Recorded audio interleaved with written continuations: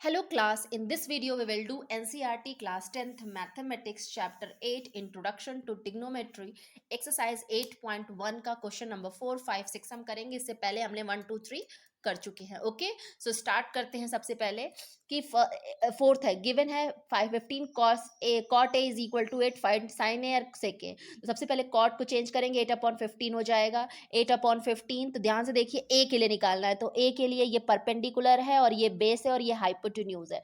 तो हम 8 को 8 के लिखेंगे, परपेंडिकुलर को 15 के लिखेंगे और हाइपोटेन्यूज हम निकाल लेंगे बाय पाइथागोरस थ्योरम। तो पाइथागोरस थ्योरम से AC को 17 के लिखेंगे। अब देखो यहाँ पे sine A is equal to होता है परपेंडिकुलर हाइपोटेन्यूज, तो ए के लिए परपेंडिकुलर है आपका BC, तो BC और ये हाइपोटेन्यूज, तो 15/17। ओके, सेक होता है हाइपोटेन्यूज अपॉन बेस, तो AC अपॉन AB, आप AC की वैल्यू 17 और बेस हो गया आपका 8। Okay, let's do the question number 5। Given sec theta is equal to 13/12, calculate all trigonometric ratio. तो सबसे पहले हमने ये डायग्राम बना लिया। थीटा दिया है तो आप किसी भी एंगल को B को छोड़ करके आप इसको थीटा मान लीजिए। तो मैंने C को मान लिया। C के लिए ये परपेंडिकुलर है थीटा के लिए, तो परपेंडिकुलर नहीं दिया हुआ है, ये हाइपोटेन्यूज अपॉन बेस होता है सेक का। तो हाइपोटेन्यूज दिया है 13 के बिकॉज रेशियो में है, अपॉन में है 12 के। अब परपेंडिकुलर बाय पाइथागोरस थ्योरम निकाल लेंगे। इसका मतलब हमारा ये हाइपोटेन्यूज कितना है, AC अपॉन AB। इसका मतलब हमारा हो गया, so AC is equal to 13 के and AB is equal to 12 के। ओके, तो हम जल्दी से क्या निकालेंगे, इसका AC दिया हुआ है और AB दिया हुआ है, हमें BC निकालना है। Now AC square is equal to AB square plus BC square. So AC कितना दिया हुआ है हमारा, 13 का square is equal to perpendicular यानी AB का स्क्वायर, AB 12 नहीं, BC दिया हुआ है 12। सो AC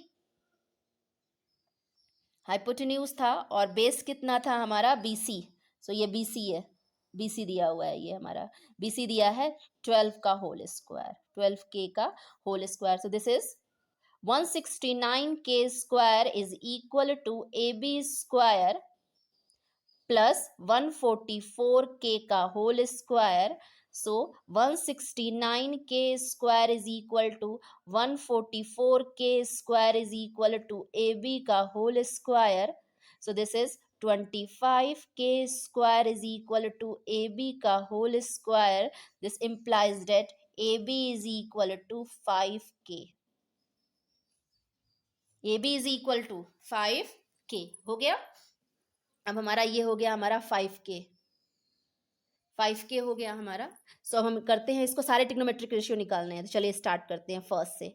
sign A is equal sine theta, so sine theta is equal to perpendicular upon base, perpendicular upon hypotenuse, तो perpendicular is 5K/13K। So K से K cut गया, this is 15/13।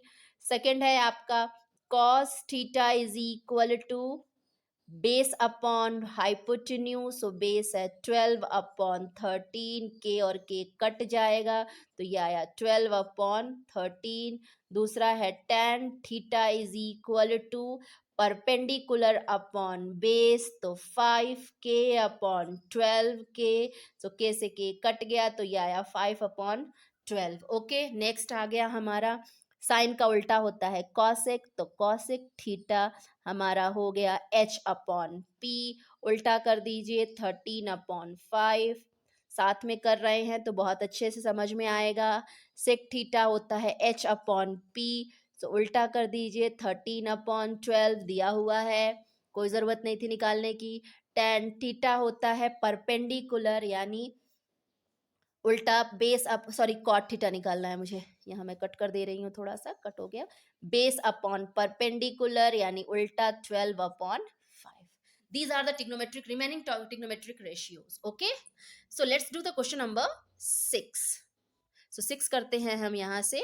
So in A B acute angle such that cos A is equal to cos B, then so that angle A plus angle B is equal to, सबसे पहले हम diagram यहाँ पे बना लेते हैं। ये हो गया ए, ये हो गया बी और ये हो गया सी, क्योंकि ये दोनों ए और बी दोनों एक्यूट एंगल है। ओके, तो एंगल ए और एंगल बी को मुझे इक्वल प्रूफ करना है, तो सी तो 90 डिग्री है ही है। ओके, अब मुझे बताइए यहाँ पे कॉस ए और कॉस बी दिया हुआ है। चलिए, तो since cos A is equal to cos B होगा, तो ए के लिए ये हो गया परपेंडिकुलर और ये हो गया बेस, तो बेस अपॉन हाइपोटेन्यूज होता है, तो बेस है ए के लिए, बेस है ए सी, और ए बी है आपका हाइपोटेन्यूज। बी के लिए बेस है बी सी, और ए बी इसका हाइपोटेन्यूज बराबर है, ए बी से ए बी कैंसिल आउट हो गया, यानी A C is equal to B C. अगर ए सी और बी सी बराबर है तो ए सी के सामने बी है और बी सी के सामने एंगल ए है। क्या प्रॉपर्टी है? Opposite angles of equal side, opposite angles of equal sides, तो okay, so angle B is equal to angle A, prove हो गया।